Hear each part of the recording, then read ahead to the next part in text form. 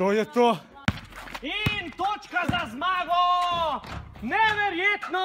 Zmagovalec je fant v vijolični majici.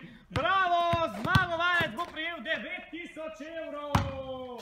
Kakšno veselje tekmovalca v vijolični majici in kakšna žalost in depresija tekmovalca v zeleni majici. Izgubil je 9000 evrov, sedaj pa ne bo mogel odplačati kredita. Kakšna žalost!